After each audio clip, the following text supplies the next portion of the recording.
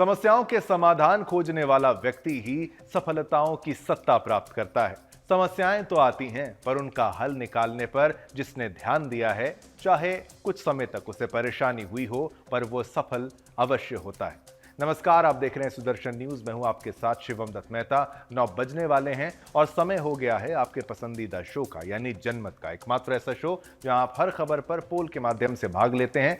Social media platform x पर जाकर वहां आप वोट करते हैं, तो नतीजे हम आपको दिखाते हैं जनमत में। और जनमत में आज कौन से मुद्दे हैं वो आपको दिखाएंगे फ्लोर ग्राफिक्स के माध्यम से, आराम से आपके टेलीविजन स्क्रीन पर। कुछ ही पलों में आपको जो है वो मुद्दे हम यहां पर दिखाने का प्रयास करेंगे। कौन से वो मुद्दे? लीजिए, पहला मुद्दा जो है, मैं आ जाता हूं, मेरे सामने ये मुद्दे भी आ जाएंगे। दिल्ली चुनाव का मुद्दा। जी हां, दिल्ली चुनाव में अहम अब क्या हो चुका है, धर्म की राजनीति अहम हो चुकी है कि भाई आम आदमी पार्टी ने बीजेपी पर आरोप लगाया है मंदिर तोड़वाने का, और बीजेपी भी पलटवार कर रही है। लेकिन सच्चाई क्या है, इसका विश्लेषण बिल्कुल बनता है। हर किसी को जानने का हक है कि आखिर चाहे मंदिरों की बात हो या धार्मिक स्थानों की बात हो, तो उस पर कौन ऐसा व्यक्ति है, कौन ऐसे पार्टी है जिसके द्वारा ये निर्णय लिए जा रहे हैं, और क्या वो किस लिहाज से लिए जा रहे हैं। और फिर चलिए आगे बढ़ते हैं, बात करेंगे अतुल सुभाष पार्ट 2 भी क्या, पार्ट 3 और पार्ट 4 भी चल रहा है। हर जगह ये दिक्कत जो है उसका सामना लोग कर रहे हैं, पुरुष कर रहे हैं, और उनको दिक्कतों का सामना आगे ना करना पड़े, इसलिए हमारा जो दायित्व है कि हम खबर आपको दिखाएं, और एक्शन कानून के जो ठेकेदार हैं उनको लेना चाहिए। फिर चलिए आगे बढ़ते हैं, मुलाकात की बात करेंगे। दिलजीत दोसांझ जो अगर प्रधानमंत्री नरेंद्र मोदी से मुलाकात करते हैं तो इसके कई मायने निकलते हैं। लेकिन क्या कारण है इस मुलाकात का, और क्या असर होगा इसका, और क्यों अब विरोध भी देखने को मिलेगा, दिलजीत दोसांझ को मिल भी रहा है, लेकिन इसका लाभ क्या है, और इसमें क्या एक प्रेम की भावना जो हमेशा से हिंदू भाइयों में, सिख भाइयों में, क्योंकि सभी सनातन का अंग है, सिख पंथ और हिंदू अगर बात करें धर्म की तो सब एक ही है। ये एक मिसाल भी पेश होती है सभी के सामने, और बहुत लोगों को झटका भी लगेगा इस खबर को देख के, इस तस्वीर को देख के। फिर आगे बढ़ते हैं, अगली जो मुद्दे की बात की जाएगी वो है नकली नोटों की फैक्ट्री। और फैक्ट्री क्या, एक मदरसा अगर फैक्ट्री बन जाए तो ये बेहद सच्चाई को बार बार उजागर करने वाली खबर के रूप में आपके सामने आता है। चलिए, खबरें तमाम हैं जो आपके लिए लेकर आए हैं, फ्लोर ग्राफिक्स के माध्यम से आपको मुद्दे भी बताए, लेकिन अब आपको बताते हैं कि सुदर्शन न्यूज की खबर का असर हुआ है। तस्वीरें भी आपको दिखाने का प्रयास करेंगे कि कैसे सुदर्शन न्यूज की खबर का जो असर हुआ है वो कैसे हुआ है। दिल्ली में सुदर्शन न्यूज की खबर का असर हुआ है। यहां पर बांग्लादेशियों के खिलाफ कार्रवाई शुरू हुई है, यानी अवैध रूप से बसे, भारत में बसे हुए बांग्लादेशियों के खिलाफ कार्रवाई हुई है। दस्तावेजों का हो रहा है सत्यापन, और किसने बसाया इस बात की होगी जांच। आपको तस्वीरें भी कुछ पलों में दिखाएंगे कैसे हमने ये मुद्दा जो है उठाया था। सबसे पहले वो ट्वीट भी दिखाने का प्रयास करेंगे, लेकिन पहले खबर ये देखिए। ये हमारी जो दिल्ली पुलिस की ट्वीट के माध्यम से आप ये समझ लीजिए, किसने बसाया ये जांच होगी, दस्तावेज किसने बनाए उनके ये भी जांच होगी, और आगे की जांच जारी है। पुलिस जल्द जानकारी साझा करेगी जैसे ही यहां पर जो है वहां पर एविडेंस पुलिस को और ज्यादा मिलते हैं। तो दिल्ली पुलिस भी पूर्णतः एक्शन मोड में नजर आ रही है, जांच करेगी, एक्शन लिया जाएगा, और अब बांग्लादेशी जो है वो बच नहीं पाएंगे, क्योंकि अब जवाबदेही तय करने का समय आ चुका है। और सुदर्शन न्यूज की खबर का असर है, क्योंकि प्रमुखता से हमने इस मुद्दे को उठाया था। मुद्दे को जो उठाया उसके साथ साथ आपने ये देखा होगा कि कैसे हमने मुद्दे को उठाया, दबाव बनाया, और क्योंकि जब दबाव बनता है तो पुलिस को एक्शन लेना पड़ता है, और पुलिस ने अपने दायित्व को निभाया। सराहनीय पहल हम इसको कहेंगे। और फिर आप देखिए कैसे अब ये असर हो भी चुका है, ये असर हो चुका है। दस्तावेज किसने बनाए हैं इसकी जांच हो जाएगी। बड़ी खबर सुदर्शन न्यूज के माध्यम से, ये असर जिसका देखने को मिल रहा है, बड़ी खबर। दिल्ली में रोहिंग्या, बांग्लादेशी इलीगल जो इमिग्रेंट्स की बात अगर की जाए तो उन पर यह कार्रवाई की खबर भी सामने आई है। चलिए अब आगे बढ़ते हैं, अगली खबर का रुख करते हैं। बात बांग्लादेश की है, लेकिन बात सनातनियों की है। बांग्लादेश के हिंदू संत यानी चिन्मय दास प्रभु जी को वहां की कोर्ट से बड़ा झटका लगा है। बेहद दुखद खबर है। अदालत ने उनकी जमानत याचिका खारिज कर दी है, यानी फिलहाल चिन्मय दास जी को जेल में ही रहना होगा। चटगांव की एक अदालत ने हिंदू संत चिन्मय दास जी की जमानत याचिका आज खारिज कर दी है। चिन्मय दास जी को 25 नवंबर को गिरफ्तार किया गया था। बांग्लादेश पुलिस ने उनके ऊपर राजद्रोह का आरोप लगाया था। एक में ही रुक के के बताता हूं आपको। ढाका की मीडिया रिपोर्ट के मुताबिक ढाका से चटगांव आए सुप्रीम कोर्ट के 11 वकीलों के दल ने मेट्रोपॉलिटन जज मोहम्मद सैफुल इस्लाम के सामने करीब 30 मिनट तक दलीलें दी। दोनों पक्षों की दलीलें सुनने के बाद अदालत ने जमानत याचिका खारिज कर दी। सुनवाई के दौरान 11 वकीलों की टीम का नेतृत्व अधिवक्ता अपूर्व कुमार भट्टाचार्य जी ने किया।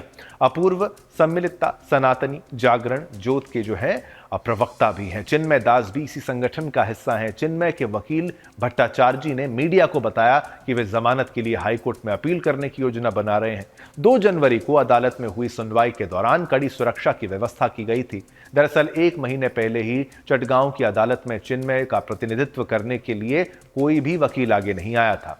दरअसल इस्लामिक कट्टरपंथियों ने धमकी दी थी कि जो भी वकील चिन्मय प्रभुदास जी की पैरवी करेगा उसकी सार्वजनिक रूप से पिटाई की जाएगी। चिन्मय कृष्ण प्रभुदास जी के पिछले वकील रविंद्रनाथ घोष को फिलहाल कोलकाता के सेठ सुखलाल करनानी मेमोरियल अस्पताल में भर्ती कराया गया है। उन्हें अचानक सीने में दर्द उठने की शिकायत के बाद अस्पताल लाया गया। घोष ने दिसंबर में चिन्मय दास के लिए कानूनी मदद हासिल करने की कोशिश की थी। घोष के मुताबिक जांच में जमानत याचिका दायर करने गए थे और तो उन्हें परेशान किया गया था और अदालत के बाहर उन पर हमला किया गया था। सुनवाई के दौरान सैकड़ों वकील अदालत में जमा हो गए थे, जिससे अफरा तफरी मच गई थी। लेकिन बांग्लादेश से ये दुखद खबर आ रही है, जहां पर चिन्मय प्रभुदास जी को, जो कि इस्कॉन के प्रमुख संत हैं, उनको बहुत ज़्यादा यहाँ पर परेशान जो है वो किया जा रहा है, जबकि वो बीमार हैं। उनको वहाँ पर दवाइयों की ज़रूरत है, मेडिकल अटेंशन की ज़रूरत है। और ये हिंदू सनातनियों को आतंकवादी बोलने वाली जिहादी सरकार को अब सोचना होगा कि उनका भी अंत जरूर आएगा। और कृष्ण भक्त को कोई परेशान करता है तो फिर उसका दिन भी नजदीक अवश्य आता है। और हम तो मांग कर ही रहे हैं सुदर्शन न्यूज की तरफ से, मौजूदा सरकार से भी और इंटरनेशनल कम्युनिटी से भी, कि भाई अब तो जागिए। कब तक आप हिंदुओं को मरते हुए, कटते हुए देखते रहेंगे और ऐसे जेलों में सड़ते हुए, प्रताड़ित होते हुए देखते रहेंगे। जब चिन्मय प्रभुदास जी को जेल में डाला गया था, उनके चेहरे पर जो तेज था वो तब भी बरकरार था, लेकिन सीमा होती है परेशान करने की। ये श्रीला प्रभुपाद जी की तस्वीर आप देख रहे हैं, जिन्होंने इस्कॉन की स्थापना की थी। उसको पूरे विश्व में इन्होंने ये लेकर गए थे, फैलाया था और सभी को कृष्णा कॉन्शियसनेस यानी प्रभु कृष्ण जी की भक्ति में, भक्ति से जोड़ा था, भक्ति सिखाई थी। हरे कृष्ण कृष्ण कृष्ण हरे हरे, हरे राम राम राम हरे का छोटा सा ये मंत्र बताया था कि भाई लंबी किताबें नहीं पढ़नी है, पुराण नहीं पढ़ने हैं, ये मंत्र आप गाएंगे तो आपका जीवन जो है सफल हो जाएगा। और विदेश में अगर सबसे अच्छे ढंग से कार्यक्रम किसी ने किया है, अपने आप को आगे बढ़ाया है, तो वो इस्कॉन ही है। और इसी चीज़ से परेशान थे जिहादी बांग्लादेश के। लेकिन अब हद हो गई है, इस पर जल्द कोई कार्रवाई होनी चाहिए। इस खबर पर भी हमने पोल के माध्यम से आपसे जो प्रश्न पूछा वो भी आपको बता देते हैं। आपकी टेलीविजन स्क्रीन पर कुछ ही पलों में वो प्रश्न भी आ जाएगा। चिन्मय दास के समर्थन में हमें उठानी होगी आवाज। 95% लोगों ने कहा हां, 5% लोगों ने कहा ना।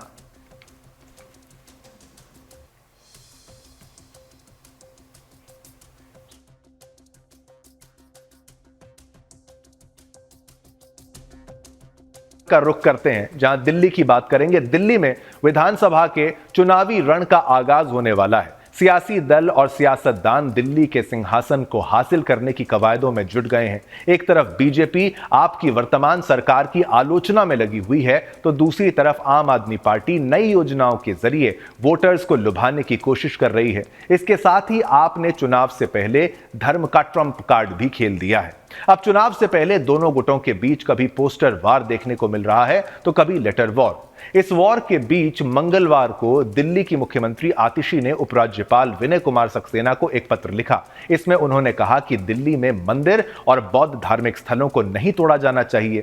सीएम आतिशी ने कहा कि बौद्ध धार्मिक स्थलों से जो दलितों की आस्था जुड़ी हुई है। मुख्यमंत्री आतिशी ने कहा एलजी साहब के आदेश पर मंदिर और बौद्ध धार्मिक स्थलों को तोड़ने के निर्देश दिए गए थे। दिल्ली में कोई भी मंदिर या धार्मिक स्थल नहीं तोड़ा जाना चाहिए। बौद्ध धार्मिक स्थलों से दलितों की आस्था जुड़ी है, ये वो कह रही हैं, और किसी भी धार्मिक स्थल को तोड़ने से लोगों की भावनाएं आहत हो सकती हैं।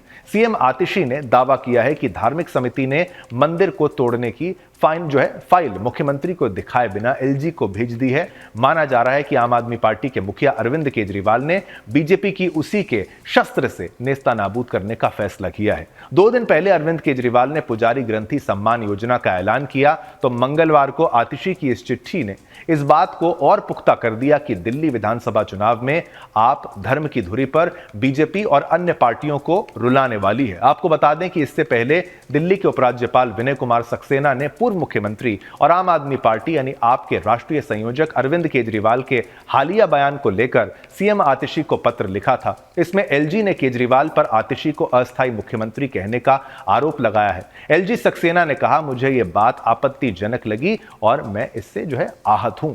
यह न केवल आपका अपमान है बल्कि आपके नियोक्ता महामहिम राष्ट्रपति और उनके प्रतिनिधि के रूप में मेरा भी अपमान है। अब इस लेटर वार पर बयानों को लेकर दिल्ली में सियासत गर्मा गई है। सीएम आतिशी समेत आम आदमी पार्टी के कई नेताओं ने उपराज्यपाल के पत्र पर पलटवार किया है। वहीं भाजपा यानी बीजेपी की बीजेपी भी इसमें कूद पड़ी है। लेकिन सबसे पहले सीएम आतिशी के आरोप को आप सुनिए, आरोपों को आप जानिए, फिर आपको बाकी मुद्दे बताते हैं। दिल्ली सरकार के होम मिनिस्टर उसको अप्रूव करें तभी किसी प्रकार का एक्शन, किसी प्रकार की तोड़ फोड़, किसी प्रकार की शिफ्टिंग किसी भी धार्मिक स्थल या मंदिर की होती थी। अब जो रिलीजियस कमेटी है वो सीधे तौर पर केंद्र सरकार के अधीन आती है। कल जब मैंने एलजी साहब को चिट्ठी लिखी तो उनके ऑफिस ने कई मीडिया वालों को कहा कि ऐसा कोई भी निर्णय मंदिर तोड़ने का नहीं हुआ। ये सरासर झूठ है। 22 नवंबर को रिलीजियस कमेटी की मीटिंग हुई है और उसमें कई मंदिर तोड़ने का फैसला हुआ है। दिल्ली 20 नवंबर को रिलीजियस कमेटी की एक मीटिंग हुई, उसके ये मिनट्स हैं। ये मिनट्स मैं इसलिए दिखा रही हूं क्योंकि कल जब मैंने एलजी साहब को चिट्ठी लिखी तो उनके ऑफिस ने कई मीडिया वालों को कहा कि ऐसा कोई भी निर्णय मंदिर तोड़ने का नहीं हुआ। ये सरासर झूठ है। 22 नवंबर को रिलीजियस कमेटी की मीटिंग हुई है और उसमें कई मंदिर तोड़ने का फैसला हुआ है। सबसे पहले एक मंदिर जो 26 ब्लॉक वेस्ट पटेल नगर में है, उसके बाद एक मंदिर जो पॉकेट एंड दिलशाद गार्डन में है, एक मंदिर जो बी ब्लॉक सीमापुरी में है, एक मंदिर जो 395 गोकुलपुरी में है, एक मंदिर जो न्यू उस्मानपुर फ्लैट्स के गेट नंबर 1 के पास है, एक हनुमान जी की मूर्ति जो Ambedkar park B3 block Sultanpuri में है, और एक बौद्ध धर्म का धार्मिक स्थान बौद्ध। चलिए, इसी के साथ एक छोटे से ब्रेक का वक्त हो गया, लेकिन ब्रेक के उस पार हमने आपको आम आदमी पार्टी का जो पक्ष है वो सुनाया, लेकिन बीजेपी ने क्या जवाब दिया है वो भी आपको सुनना चाहिए। तो आम आदमी पार्टी की खबर हमने आपको दिखाई, जहां पर जो आरोप और वार पलटवार का सिलसिला आम आदमी पार्टी की तरफ से और बीजेपी की तरफ से, दोनों की तरफ से लगातार जारी है।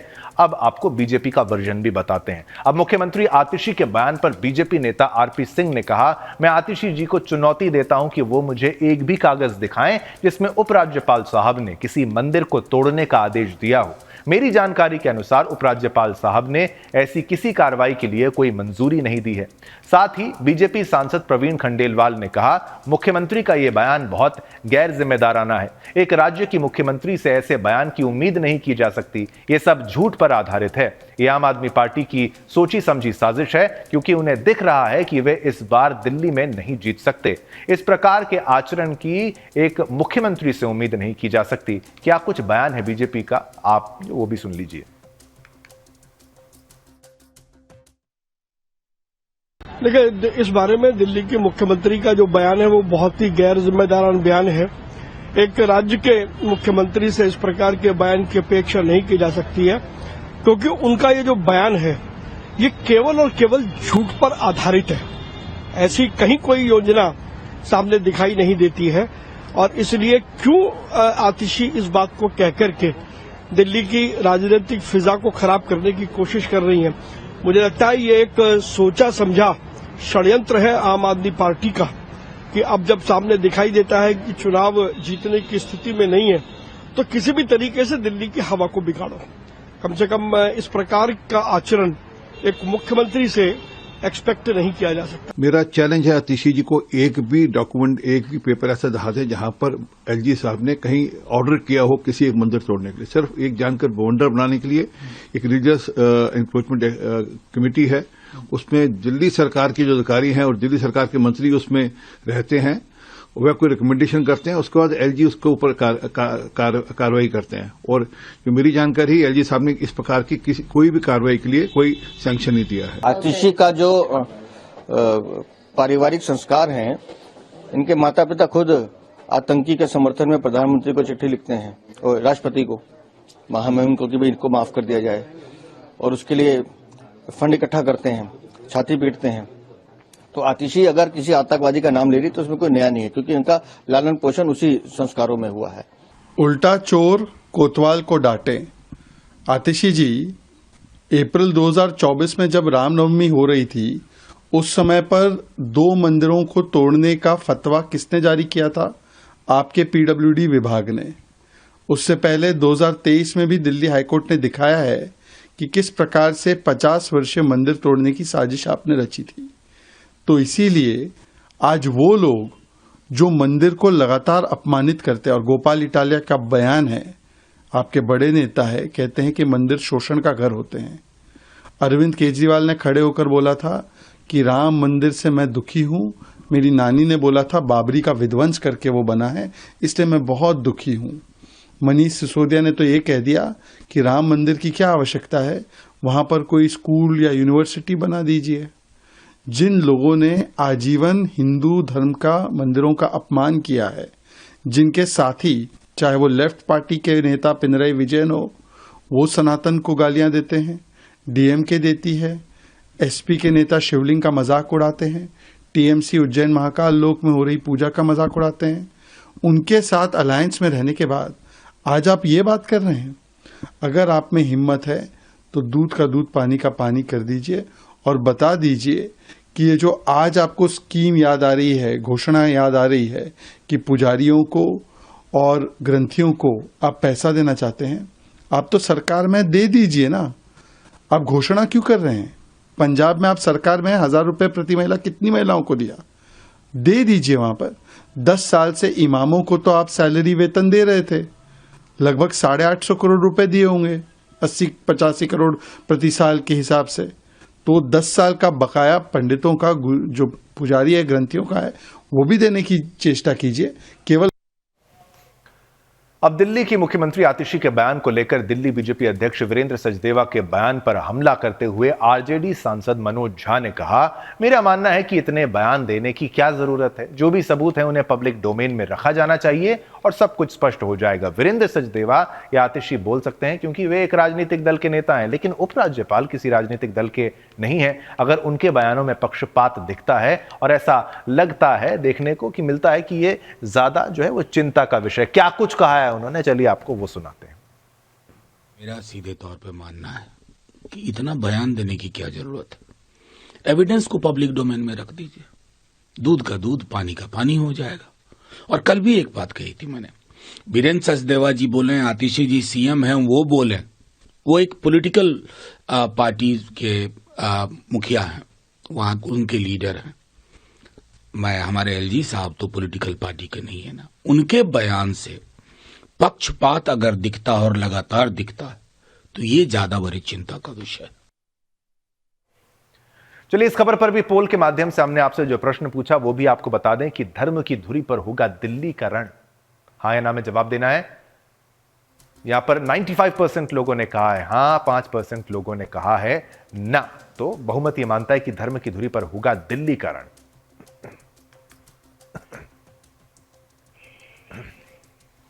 आपको बताऊंगा एक ऐसे मदरसे की कहानी, एक ऐसी मस्जिद की आड़ में जहां पर नकली नोट छापे जा रहे हैं। आप देखिए, मदरसे और मस्जिद की आड़ में जिहादी गोरखधंधा हो रहा है। कैसे? नकली नोटों का कारोबार और अपराध की फैक्ट्री चल रही है। आपको बता देते हैं कि आजकल देश में मदरसे और मस्जिदों का इस्तेमाल अवैध गतिविधियों के लिए भी बढ़ता जा रहा है। खास तौर पर जिहादी तत्व इन धार्मिक स्थलों का फायदा उठाकर न केवल कानून को चुनौती दे रहे हैं बल्कि समाज को भी प्रभावित कर रहे हैं। हाल ही में उत्तर प्रदेश के श्रावस्ती जिले से एक ऐसा मामला सामने आया है जो ये दिखाता है कि कैसे मदरसों और मस्जिदों को अपराध के अड्डे में बदल दिया गया है। इस मामले में एक जिहादी ने अपनी 5 बीवियों के साथ मिलकर मदरसे की आड़ में नकली नोटों की छपाई और गोरखधंधा चलाया है। खबर को आपको स्टेप बाय स्टेप समझाते हैं। मदरसे की आड़ में अवैध कारोबार कैसे? उत्तर प्रदेश के श्रावस्ती जिले में एक मदरसे में एक जिहादी यानी मुबारक अली उर्फ नूरी बाबा और उसकी 5 पत्नियां, 5 बीवियां नकली नोटों का कारोबार चला रहे थे। मुबारक अली मदरसे का प्रबंधक था और उसने YouTube से नकली नोट छापने का तरीका सीखा था। इसके बाद उसने मदरसे में ही एक सेटअप तैयार किया जिसमें 2 प्रिंटर, लैपटॉप, स्याही और नकली नोटों की छपाई की सामग्री शामिल थी। उसकी 5 पत्नियां इस गोरख धंधे में उसकी मदद करती थीं और विभिन्न स्थलों पर रहकर नकली नोटों का कारोबार चलाती थीं। अब पुलिस की कार्रवाई और गिरफ्तारी के बारे में भी जान लीजिए। शहर में नकली नोटों की छपाई की गई वो शिकायतें पुलिस के पास आई थीं, जिसके बाद जांच शुरू की गई। पुलिस ने बुधवार को आरोपियों को जाली नोट और अवैध हथियारों के साथ पकड़ा। पकड़े गए आरोपियों में 2 श्रावस्ती और 3 बहराइच जिले के निवासी थे। पूछताछ में पुलिस को मदरसे में नकली नोट छापने का पूरा सेटअप मिला। मदरसे से पुलिस ने 2 प्रिंटर, लैपटॉप, आप सोच लीजिए 35,400 रुपए के जाली नोट, 14,500 रुपए के असली नोट, 1 तमंचा और 5 मोबाइल फोन भी बरामद किए। जिहादी तत्वों द्वारा धार्मिक स्थानों का यानी दुरुपयोग कैसे होता है, इसको भी समझिए। ये घटना ये स्पष्ट करती है कि कुछ जिहादी तत्व मदरसों और मस्जिदों का दुरुपयोग कर रहे हैं। इन धार्मिक स्थानों को अब अपराध की फैक्ट्री में बदल दिया गया है, जहां धार्मिक आस्था की आड़ में अवैध गतिविधियों को बढ़ावा दिया जा रहा है।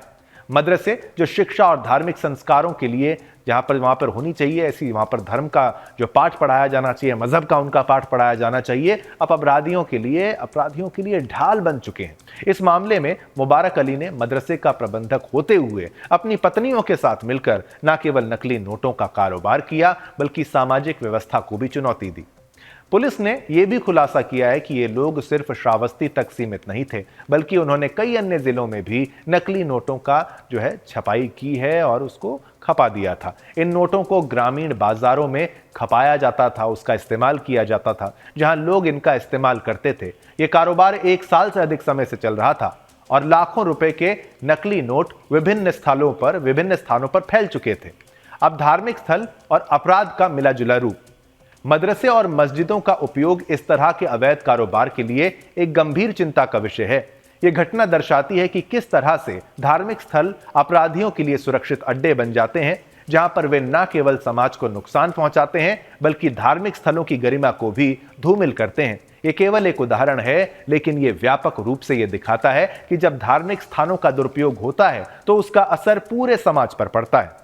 यह घटना हमें यह याद दिलाती है कि कानून और समाज को इस प्रकार के अपराधों के प्रति जागरूक होना चाहिए। मदरसे और मस्जिदों को अपराधियों के हाथों में गिरने से बचाने के लिए ठोस कदम उठाए जाने चाहिए। इसके साथ ही समाज के हर वर्ग को भी इस प्रकार की घटनाओं के प्रति जागरूक करना जरूरी है, ताकि इस तरह के अवैध कारोबार और अपराधों पर रोक लगाई जा सके। इस खबर का कंक्लूजन यानी निष्कर्ष भी जान लीजिए।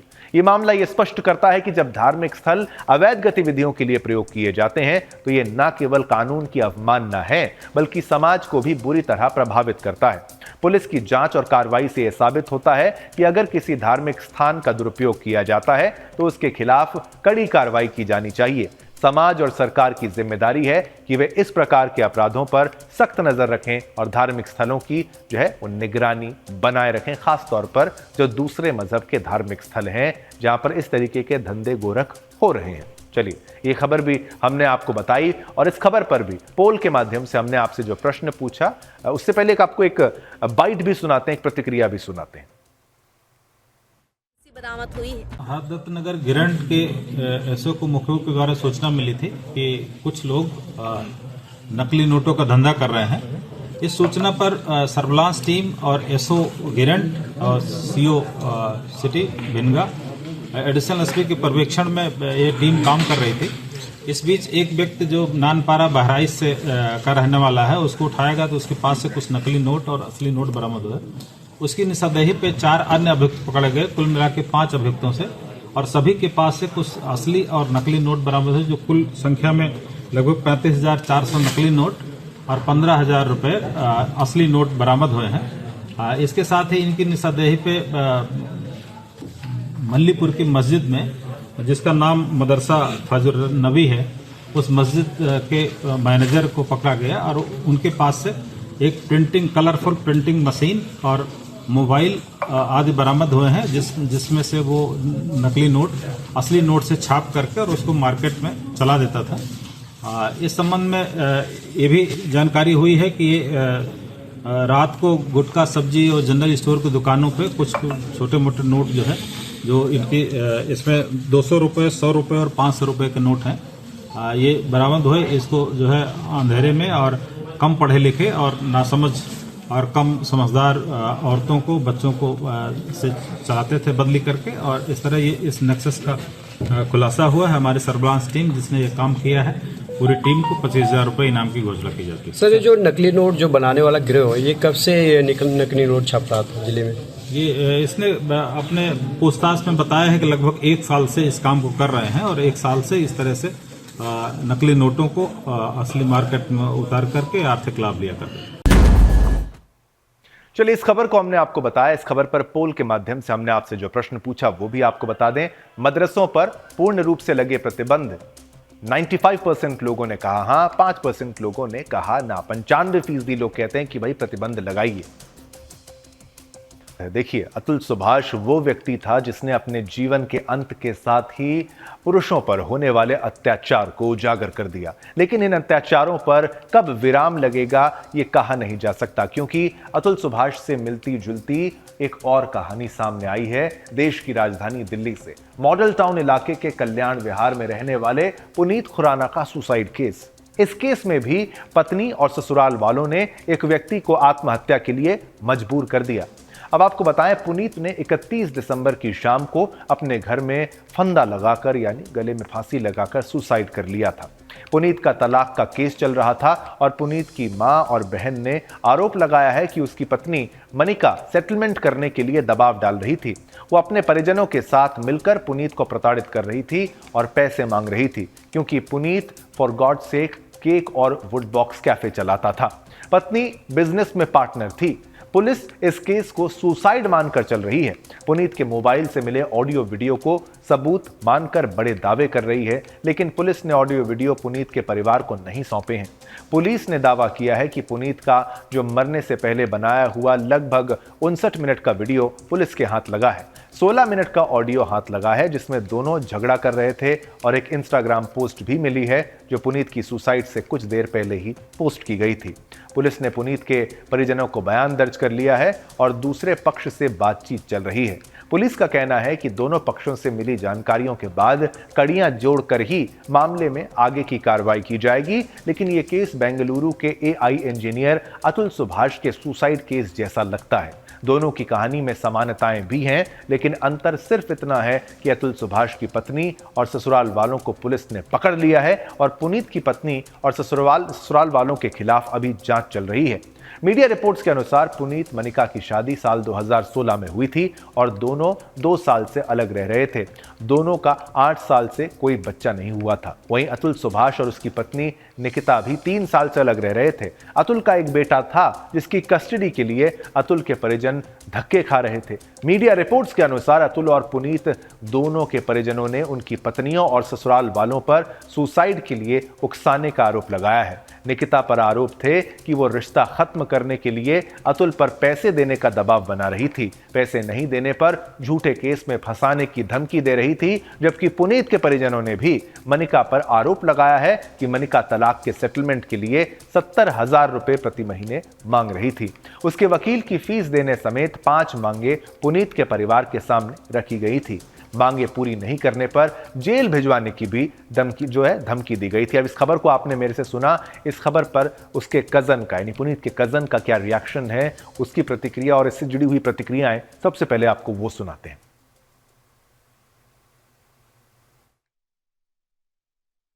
हम पे कोई प्रेशर है या क्या पता, वो तो हमें तो यही बोल के टाले जा रहे हैं इट्स अ प्रोसीजर, आपको मानना पड़ेगा, ये ऐसे नहीं होता, ये ऐसे नहीं होता, हमारे को जो प्रूफ मिलते हैं हम उनको ऐसे लिख नहीं कर सकते, हम नहीं दे सकते, ये कोर्ट में जाएंगे, आपको नहीं मिलेगा। फ़ोन पहले हम ढूंढ रहे थे क्योंकि पुलिस ने बोला फ़ोन चाहिए, हम ढूंढ रहे थे, हमें नहीं मिला था।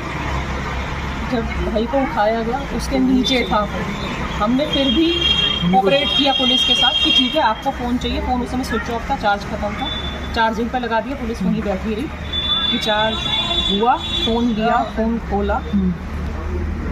ये शुक्र है कि फ़ोन हमने खोला, हमने देख लिया उसमें वीडियो है, क्या पता ये बात भी छुपा दी जाती। वो लड़का 59 मिनट्स 34 सेकंड्स की पूरी वीडियो बना के सब कुछ बोल के गया है, उस मैसेजेस भी लिख के गया है फ़ोन में, ये सब पुलिस के पास है। हमने रात को सुना है, लेकिन अब पुलिस हमें नहीं दे रही है, लेकिन जब तक हमें नहीं मिलेगी हम नहीं करेंगे। चलिए, आपने यहाँ पर जो है परिजनों का बयान भी सुना, लेकिन चलिए वो वीडियो भी देख लीजिए, वो सीसीटीवी वीडियो भी आप देख लीजिए जिसमें उन दोनों के बीच में क्या झगड़ा हो रहा है, क्या बातचीत हो रही है, गाली गलौच हो रही है। हालांकि हमने उसको बीप भी किया है, एक बार जरा सुन के देखिए।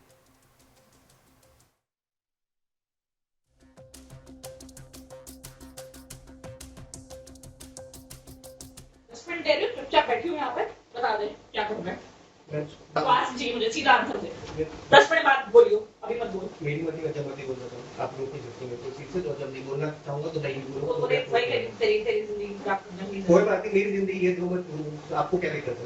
मेरी करा मेरी तो बिना दिक्कत ही है, मेरी भी खराब हुई है तेरी वजह से, ये सुन, मेरी भी खराब हुई है तेरी वजह से,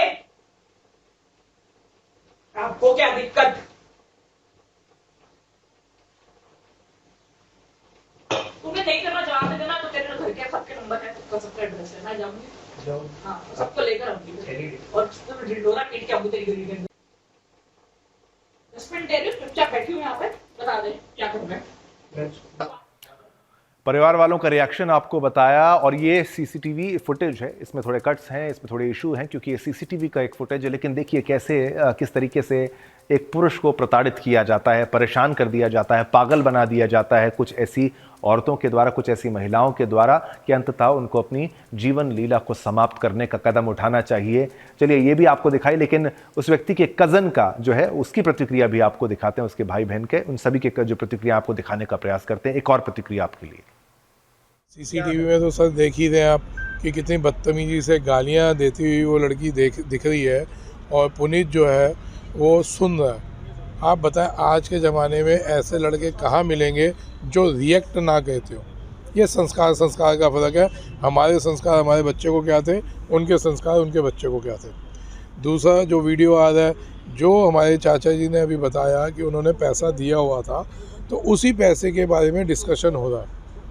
उसमें भी देखिए पावर साहब कैसे बात कर रहे हैं, हमारा भाई कैसे बात कर रहा है। सिंपल सी चीज़ समाज के आगे है, और भी ऐसे कई वीडियो आएंगे सामने। जो बड़ा दामाद है उसके भी बात हुई है, वो भी कह रहा है सर मैं पूरा कोऑपरेट करूँगा, इन लोगों का एक एक पत्ता खोलूँगा। और उसी थाने में अटेम्प्ट टू मर्डर का केस उनके बड़े दामाद ने उनके ऊपर लगाया, वो तो लकली बच गया, नहीं तो उसका भी यही हाल होता जो पुनीत का हुआ। इनका फंडा ही, जैसे चाचा जी ने बताया, इनका फंडा है कि रिस्पेक्टेड फैमिलीज़ को पकड़ो, उनको बेटियां दो, उनसे पैसा वसूलो, और उसके बाद ऐसा माहौल बना दो सामने वाला महीने को मजबूत हो जाए। ये तकरीबन 1.5-2 लाख तो 1.5-2 करोड़ तो ये इनके पास हमारा है, ब्याज पे लिया हुआ था, बहुत गया है। मतलब कैलकुलेशंस क्या बताएं, यहाँ पे तो हम अपने इसी टेंशन में हैं कि FIR लॉन्च हो जाए, इन लोगों के खिलाफ कड़ी कार्रवाई हो जाए। बाकी आपने पुनीत के कज़न का जो है वो रिएक्शन भी सुना। अब आपको उसके ससुर का, यानी पुनीत तो नहीं रहा जिसको आप वीडियो में देख रहे थे, लेकिन उसके ससुर का भी रिएक्शन देखिए, जो पैसे मांग रहा था, उसका भी सीसीटीवी फुटेज है, उसका भी सबूत है, वो भी आपको दिखाते हैं, ऑडियो के साथ प्रयास करेंगे आपको दिखाने का।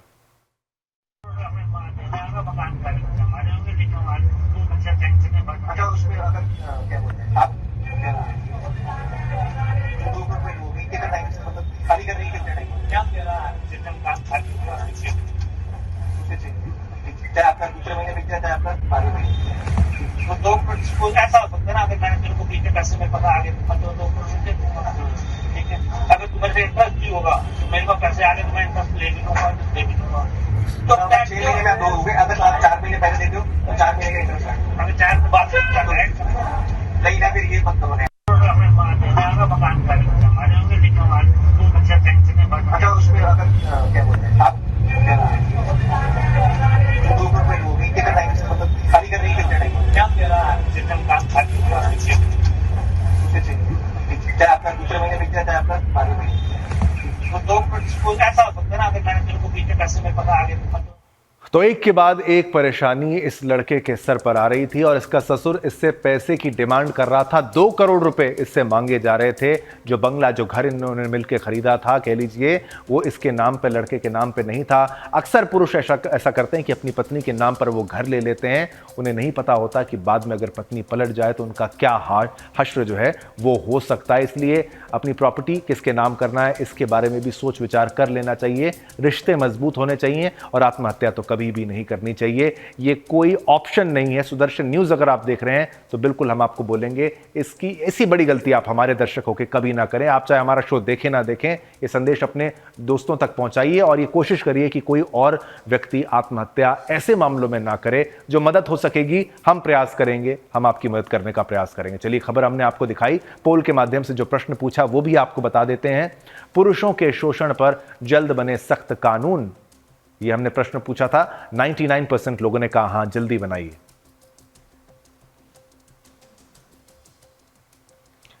चलिए, अगली जो खबर है उसकी बात करते हैं और बात करते हैं प्रधानमंत्री नरेंद्र मोदी जी की और दिलजीत दोसांझ की। जी हां, एक छोटी सी कविता और कुछ लाइनें पहले मैं आपको साथ ही साथ सुना देता हूं। हिंदू और सिख हम एक हैं यार, हमारी एकता सबसे प्यारी है तार, और एकता में है शक्ति, यही है संदेश, साथ चले हम, कोई ना हो द्वेष।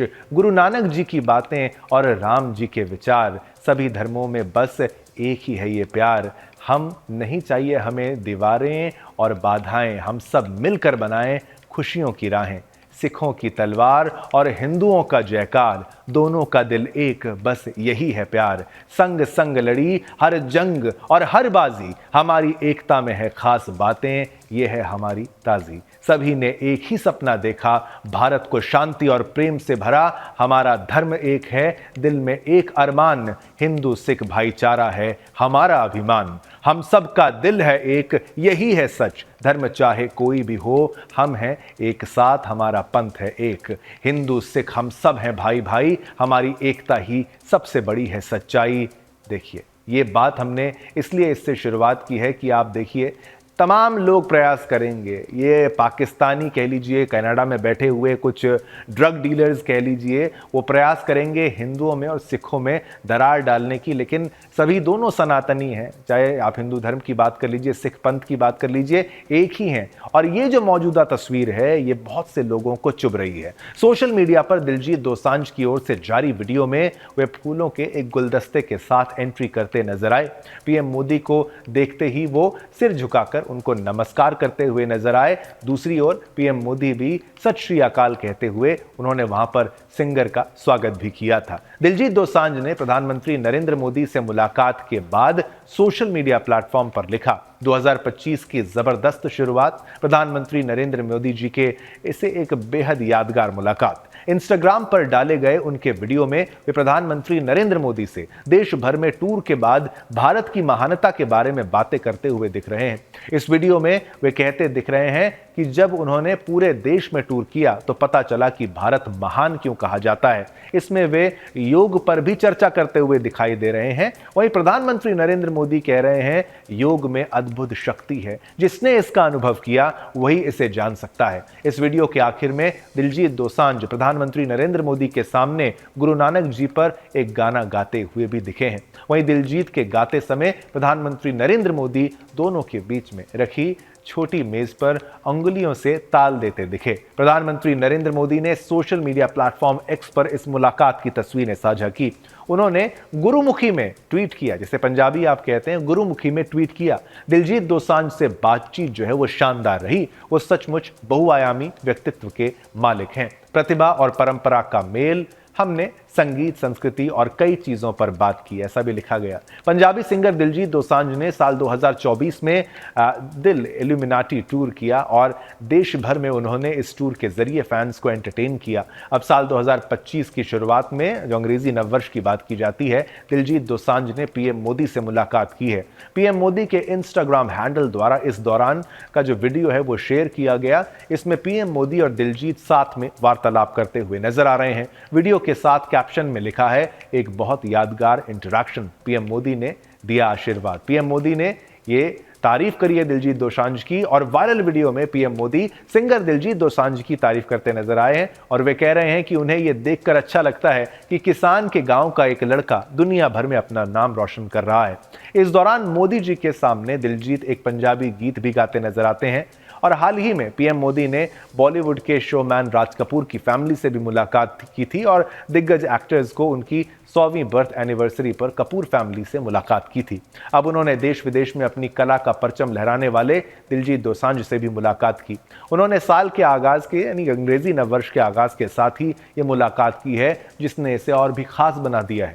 हाल ही में दिलजीत दोसांझ ने अपना दिल इल्यूमिनाटी टूर जो है खत्म किया है। उनके ये टूर, जो इनका टूर है, काफी सक्सेसफुल रहा और दुनिया भर में इसकी काफी चर्चा देखने को मिली है। पंजाबी गायक अभिनेता दिलजीत दोसांझ की प्रधानमंत्री नरेंद्र मोदी के साथ हाल ही में ये मुलाकात ने किसानों में कुछ जगहों पर, कुछ ऐसे जो सेक्शंस हैं, उनमें आक्रोश भी पैदा कर दिया। लेकिन सवाल आपसे है कि भाई, दरारें कितनी भी डालने का प्रयास किया जाए, अंत में सब जो भाई एक हैं वो एक ही नजर आएंगे और हिंदू सिख जो है हमेशा से एक थे, एक हैं और अनंत तक एक ही रहने वाले हैं। चलिए, खबर आपको दिखाई और इस खबर पर पोल के माध्यम से आपसे जो प्रश्न पूछा वो भी आपको बता देते हैं। हिंदू सिख एकता का संदेश है ये मुलाकात।